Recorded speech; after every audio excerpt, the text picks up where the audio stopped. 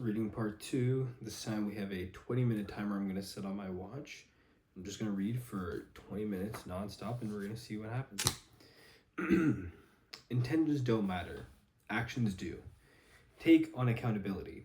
Embrace accountability and take business risks. Embrace accountability and take business risks under your own name. Society will reward you with responsibility, equity, and leverage. To get rich, you need leverage. Leverage comes in labor, comes in capital, or it can come through code or media. But most of these, like labor and capital, people have to give to you. For labor, somebody has to follow you. For capital, somebody has to give you money, assets to manage, or machines. So to get these things, you have to build credibility, and you have to do it under your own name as much as possible, which is risky. So accountability is a double-edged thing. It allows you to take credit when things go well, and to bear the brunt of the failure when things go badly. Clear accountability is important. Without accountability, you don't have incentives. Without accountability, you can't build credibility. Without accountability, you can't build credibility. But you take risks. You risk failure, you risk humiliation, you risk failure under your own name. Luckily, in modern society, there's no more debtor's prison, and people aren't imprisoned or executed for losing other people's money. But we're still socially hardwired to not fail in public under our own names. The people who have the ability to fail in public under their own names actually gain a lot of power. I'll give a personal anecdote. Up until about 2013, 2014, my public persona was entirely around startups and investing. Only around 2014, 2015 did I start talking about philosophy and psychological things and broader things. It made me a little nervous because I was doing it under my own name. There were definitely people in the industry who sent me messages through the back channel like, "What are you doing? What are you doing? You're ending your career. This is stupid." I kind of just went with it. I took a risk. Same with crypto. Early on, I took a risk, but when you put your name out there, you take a risk with certain things. You also get to reap the benefit. But when you put your name out there, you take a risk with certain things, you also get to reap the rewards. You get the benefits. In the old days, the captain was expected to go down with the ship. If the ship is sinking, then literally the last person to get off was the captain. Accountability does come with real risks. We're talking about a business context. The risk here would be you. The risk here would be you would probably be the last one to get your capital back out. You would be the last one to get paid for your time. The time that you put in, the capital that you put into the company, these are at risk. Realize that in modern society, the downside risk is not at large. Even personal bankruptcy can wipe the debts clean in good ecosystems. I'm most familiar with Silicon Valley, but generally people will forgive failures as long as you were honest and made a high integrity effort. There's not really that much to fear in terms of failure, and so people should take on a lot more accountability than they do. And there's a small graphic here that has allocation, and then on the bottom it has knowledge, and basically the subdivision gets smaller and smaller. Build or buy equity in a business. Even if you don't own a piece of a business, you don't have a path. If you don't own a piece of business, you don't own a path towards financial freedom. Why is owning equity in a business important to becoming rich? It's ownership versus wage work. If you're paid for renting out your time, even lawyers and doctors, you can make a system. Terrible reading today. It's ownership versus wage work. If you're paid for renting out your time, even lawyers and doctors, you can make some money, but you're not going to make the money that gives you financial freedom. You're going to have passive income where a business is earning for you while you're on vacation.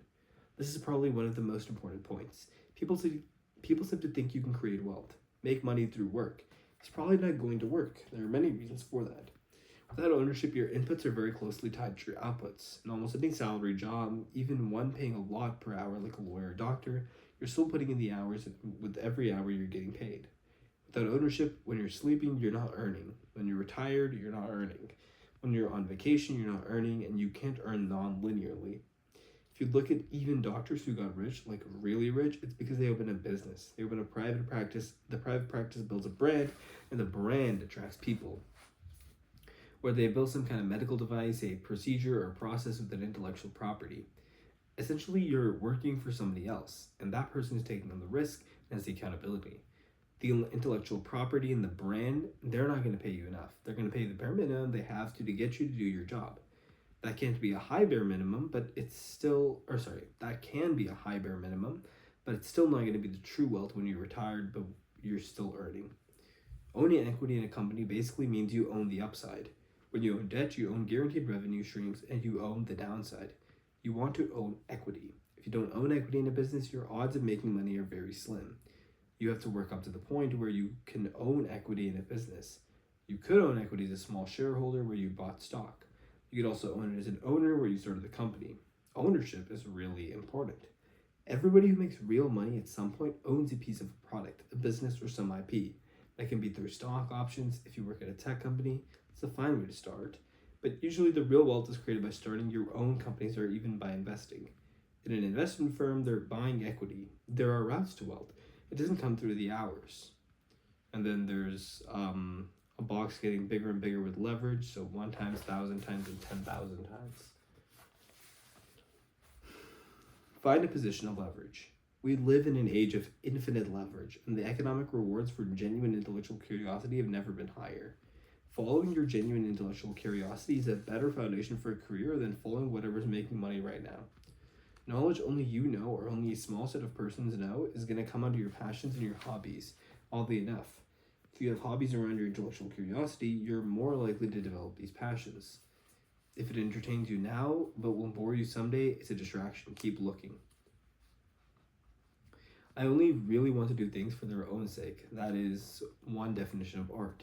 Whether it's business, exercise, romance, friendship, whatever. I think the meaning of life is to do things for their own sake. Ironically, when you do things for their own sake, you create your best work. Even if you're just trying to make money, you will actually be the most successful. The year I generated the most wealth for myself was actually the year I worked the least hard and cared the least about. The year I generated the most wealth for myself was actually the year I worked the least hard and cared the least about the future. I was mostly doing things for the sheer fun of it. I was basically telling people I'm retired, I'm not working, and then I had time for whatever was my highest valued project in front of me. By doing things for their own sake, I did them at their best. The less you want something, the less you're thinking about it, the less you're obsessing over it, the more you're going to do it in a natural way, the more you're doing it for yourself.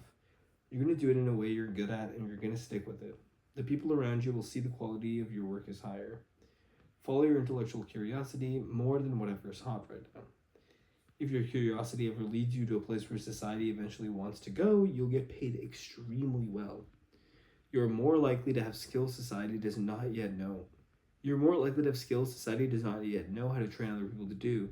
If someone can train other people how to do something, then they can replace you. If they can replace you, then they don't have to pay you a lot. You want to know how to do something that other people don't know how to do at the time period when those skills are in demand? No. You want to know how to do something other people don't know how to do at the time period when those skills are in demand. If they can train you to do it, then eventually they will train a computer to do it. You get rewarded by society for giving it what it thinks it wants and doesn't know how to get elsewhere. A lot of people think you can go to school and study for how to make money, but reality is there's no skill called business. Think about what product or service society wants but does not yet know how to get. You want to become the person who delivers it and delivers it at scale. That is really the challenge of how to make money. Now the problem is becoming good at whatever it is. It moves around from generation to generation, but a lot of it happens to be in technology. You're waiting for your moment when something emerges in the world they need a skill set for, and you're uniquely qualified. You build your brand in the meantime, on Twitter, on YouTube, and by giving away free work. You make a name for yourself, and you take some risks in the process. When it's the time to move on the opportunity, you can do so with leverage, the maximum leverage possible. There are 3 broad classes of leverage. One form of leverage is labor, other humans working for you. It's the oldest form of leverage, and actually not a great one in the modern world. I'd argue this is the worst form of leverage that you could possibly use. Managing other people is incredibly messy. It requires tremendous leadership skills, and you're one short hop from a mutiny or getting eaten or torn apart by the mob. Money is good as a form of leverage. It means every time you make a decision, you multiply it with money. Capital is a trickier form of leverage. It's more modern. It's the one that people have used to get fabulously wealthy in the last century. It's probably been the most dominant form of leverage in the last century. You can see these by looking for the richest people. It's bankers, politicians in corrupt countries who print money, essentially people who move large amounts of money around. If you look at the top of very large companies outside of technology companies, in many large old companies, the CEO job is really a financial job. It scales very well. If you get good at managing capital, you can manage more and more capital much more easily than you can manage more and more people. The final form of leverage is brand new, the most democratic form. It is products with no marginal cost of replication. This includes books, media, movies, and code. Code is probably the most powerful form of permissionless leverage. All you need is a computer. You don't need anyone's permission. Forget rich versus poor, white collar versus blue. It's now leveraged versus unleveraged. The most interesting and the most important form of leverage is the idea of products that have no marginal cost of replication. This is the new form of leverage. This is only invented in the last few hundred years, and it started with the printing press. It accelerated with the broadcast media, and now it's really blown up with the internet and with coding. Now you can multiply your efforts without involving other humans and without needing money from other humans. This book is a form of leverage. Long ago, I would have had to sit in a lecture hall and lecture each of you personally. I would have maybe reached a few hundred people, and that would have been that. This new form of leverage is where all the new fortunes are made, all the new billionaires. For the last generation, fortunes were made by capital. The people who made fortunes were the Warren Buffetts of the world. But the new generation's fortune are made through code or media. Joe Rogan making $50 million to $100 million a year from his podcast. You're gonna have PewDiePie. I don't know how much money he's rolling in, but he's bigger than the news. And of course, there's Jeff Bezos, Mark Zuckerberg, Larry Page, Sergey Brin, Bill Gates, and Steve Jobs. Their wealth is all code-based leverage. Probably the most interesting to keep in mind about new forms of leverage is they are permissionless. They don't require somebody else's permission for you to use them or succeed. For labor leverage, somebody has to decide to follow you. For capital leverage, somebody has to give you money to invest or to turn into a product. Coding, writing books, recording podcasts, tweeting, YouTubing, these kind of things are permissionless. You don't need anyone's permission to do them, and that's why they're very egalitarian.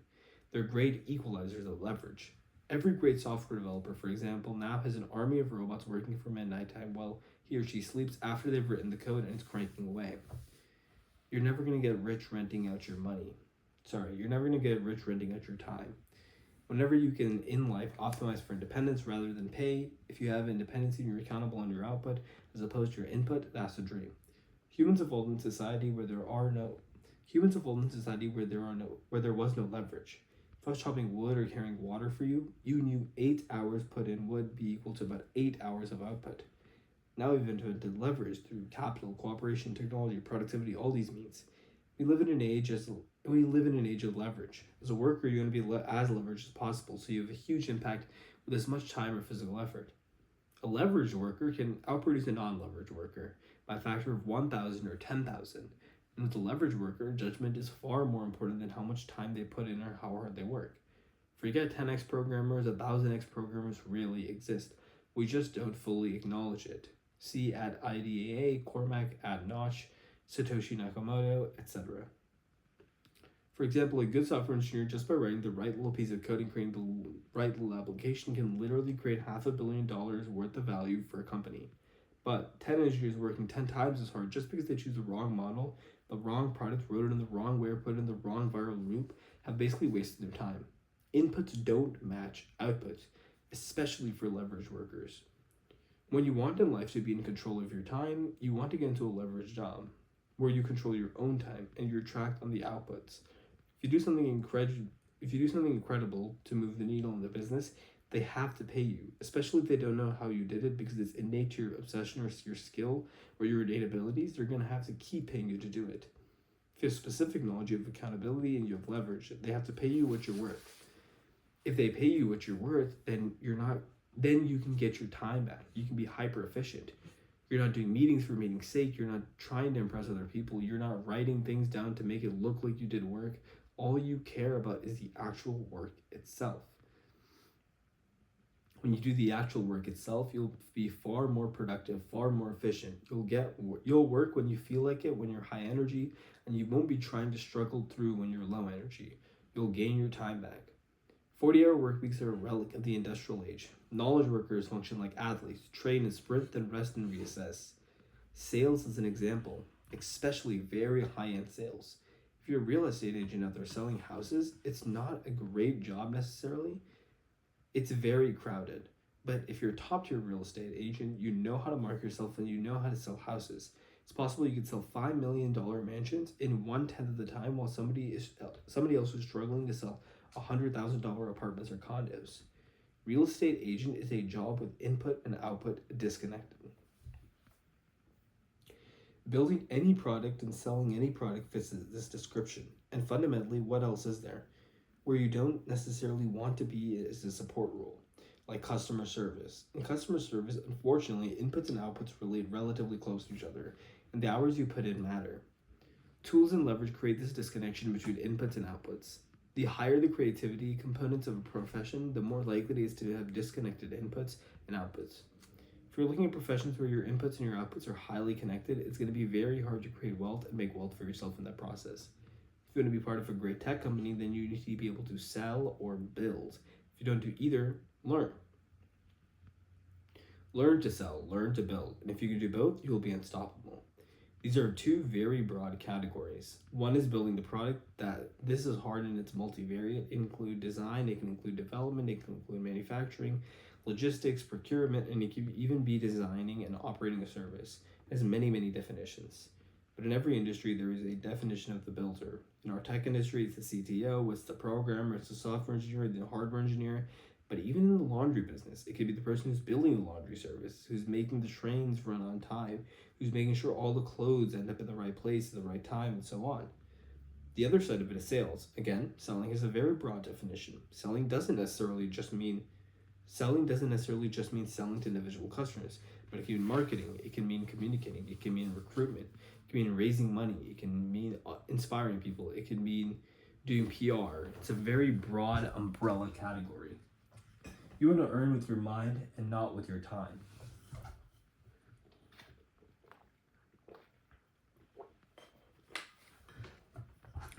Let's talk more about the real estate business. The worst kind of job is someone who's doing labor to repair a house. Maybe you get paid $10 or $20 an hour. You go to people's houses, your boss demands you're there at 8 a.m., and you repair your piece of the house. Here you have zero leverage. You have some accountability, but not really, because your accountability is to your boss, not to the client. You don't have any real specific knowledge, since what you're doing is labor lots of people can do. And you're not going to be getting paid a lot. You're going to be getting paid minimum wage plus a little bit for your skill and your time. The next level up might be the general contractor working on the house for the owner. They may be getting paid $50,000 to do the whole project, when they're paying the labor $15 an hour and they're keeping the difference. A general contractor is obviously a better place to be, but how do we measure it? How do we know it's better? Well, we know it's better because this person has some accountability. They're responsible for the outcome. They have to sweat at night if things aren't working. Contractors have leverage through laborers working for them. Also have a little bit more specific knowledge on how to organize a team, make them show up on time, and how to deal with city regulations. The next level up might be a real estate developer. A developer is someone who's going to buy a property, hire a bunch of constructors, and transform it into something of higher value. They probably have to take out a loan to buy a house or to go to investors to raise money. They buy the old house, tear it down, rebuild it, and sell it. Instead of $50,000 like the general contractor or $15 an hour like the labor, the developer might be able to make $1 million or $500,000 in profit when they sell the house for more than what they brought it for, including the expenses of construction. But now, notice what it is required from the developer: a very high level of accountability. The developer takes on more risk, more accountability, has more leverage, and needs to have more specific knowledge. They need to understand fundraising, city regulations, where the real estate market is headed, and whether they should take the risk or not. It is more difficult. The next level up might be someone who's managing money in a real estate fund. They might have an enormous amount of capital leverage. They're dealing with lots and lots of developers, and they're buying huge amounts of housing inventory. One level beyond that might be someone who says, actually, I want to bring the maximum leverage to bear in this market and the maximum specific knowledge. That person would say, well, I understand real estate, and I understand everything from basic housing constructions to building properties and selling them to how real estate markets move and thrive. And I also understand the technology business. I understand how to recruit developers, how to write code, and how to build a good product. I understand how to raise money from venture capitalists, how to return it, and how all of that works. Obviously, not a single person may know this. You may pull a team together to do it where each have different skill sets, but that combined entity would have specific knowledge in technology and in real estate. It would have a massive would have massive accountability because that company's name would be a very high risk, high reward effort attached to the whole thing, and people would devote their lives to it and take on significant risk. It would have leverage in code. It would have leverage in code with lots of developers. It would have capital with investors putting money in and the founders' own capital. It would have some of the highest quality labor you can find, which is high quality engineers, designers, and marketers who are working on the company. Okay, that's the timer done. Let me just quickly see how much more of this chapter we got. Okay, there's still quite a bit to go. All right, so I guess I'll stop there for now. But some things to note. I think that today was a lot more tough reading. So I had to redo some of the sentences, but I think that's okay because I'm learning how to speak more fluently. I don't want to say it again. I don't want to trip on words. I want to be able to articulate myself really well, and that's sort of the purpose of this series. So hopefully you guys enjoy seeing that and it's somewhat useful. But yeah, thank you for watching. If you stuck all the way through, appreciate that, and I'll see you in the next one.